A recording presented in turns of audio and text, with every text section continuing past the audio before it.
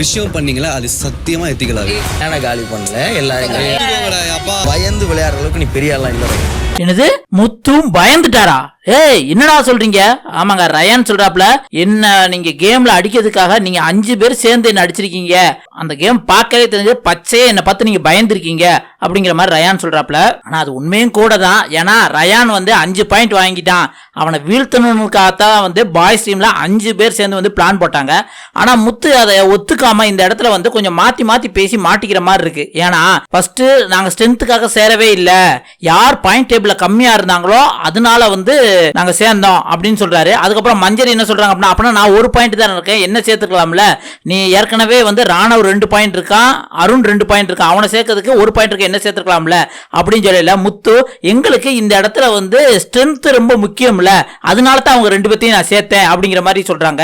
First என்ன சொன்னாரு முத்து, எங்களுக்கு ஸ்ட்ரென்த்தே தேவையில்ல சொல்றாங்க. இப்ப மஞ்சரி கேட்டவன் என்ன சொல்றாங்க, ஆமா ஸ்ட்ரென்த் தேவைப்பட்டது அதனால வந்து அவங்க 2 பேத்தையும் சேர்த்துக்கிட்டோம் அப்படிங்கிற மாதிரி சொல்றாங்க. இது எப்பனா நேத்து கான்வர்சேஷன்ல இது நடந்தது. இன்னைக்கும் மார்னிங் இந்த பிரச்சனையை வச்சுதான் ஸ்டார்ட் பண்றாங்க.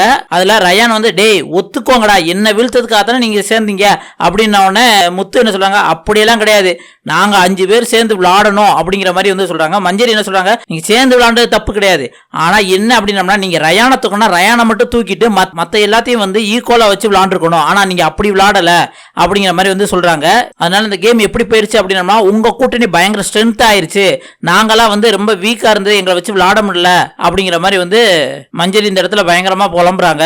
இதைத்தான் ரயானும் வந்து மறுபடியும் சொல்றாப்ல, நீங்க இப்படி எல்லாம் சேர்ந்ததுனால உங்க டீம் பயங்கர ஸ்ட்ரென்த் காமிச்சு விளையாண்டது அன்எத்திக்கலா இருந்தது அப்படிங்கிற மாதிரி வந்து ரயான் வந்து முத்துக்கிட்ட சொல்றாரு.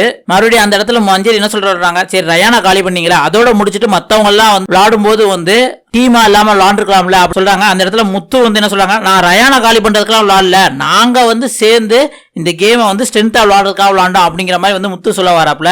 உடனே அந்த இடத்துல ரயான் குறுக்கிட்டு, அப்பா சாமி ஒத்துக்கோங்கடா, என்ன தூக்குறதுக்கு தானே விளாண்டீங்க அப்படிங்கிற மாதிரி சொல்றாங்க. ஏன்னா ரயானும் வந்து முதல் முத்துட்டு வந்து கூட்டணி போடலாமான்னு கேட்டிருப்பாப்ல. அந்த இடத்துல வந்து ரயானை வந்து எல்லாரும் கலாச்சி அனுப்பிச்சு விட்றாங்க, வேண்டாம் பாயிண்ட் டேபிள் நீங்க ஏற்கனவே அதிகமா இருக்கீங்க, நாங்களாம் சேர்க்கறது இல்ல அப்படின்ட்டு விளாடுவாங்க. உடனே ரயான் என்ன பண்ணுவான், எப்படி நம்மளை கூட்டு சேர்ந்து அடிக்க அப்படின்ட்டு வந்து மஞ்சரி, ஜாக்லின், பவித்ரா, சௌந்தரி அவங்களோட ஆரம்பிச்சிட்டாங்க. அப்படியே ஆப்போசிட்ல இருக்கவங்க முத்து, தீபக், விஷால், ராணவ், அருண் இவங்க எல்லாருமே சேர்ந்து விளையாட ஆரம்பிச்சிட்டாங்க. இப்படி பார்க்கும்போது கிட்டத்தட்ட வந்து பாய்ஸ் விசஸ் கேர்ள்ஸ் அப்படிங்கிற மாதிரி ஆகி போச்சு. பாய்ஸ் சைடு பயங்கர ஸ்ட்ரென்த் ஆயிருச்சு. கிட்டத்தட்ட இது பார்க்க கில்லர் காயின் கேம் மாதிரி தான் இருந்தது. இதைத்தான் மஞ்சரியும் சொல்றாங்க. இந்த கான்வர்சேஷன் அப்பதான் வந்து ரயான் சொல்றாரு, டேய் என்ன பார்த்து நீங்க பயந்துட்டீங்கன்னு சொல்லுங்கடா முத்து அப்படிங்கிற மாதிரி சொல்றாரு. முத்து அப்படின்னா உன்னை பார்த்தெல்லாம் நீ பயப்படுற அளவுக்குலாம் நீலாம் அந்த அளவுக்குலாம் பெரிய ஆள் இல்ல அப்படிங்கிற மாதிரி வந்து ரயான்ட்ட சவால் விடுறாப்ல. நீங்க என்ன நினைக்கிறீங்க, முத்து விளையாண்டது வந்து அன்எத்திக்கலா இல்ல ஸ்ட்ராட்டஜி போட்டது கரெக்ட் தானே அப்படின்னு உங்களுக்கு என்ன தோணுதோ அதை மறக்காம கமெண்ட்ல சொல்லுங்க.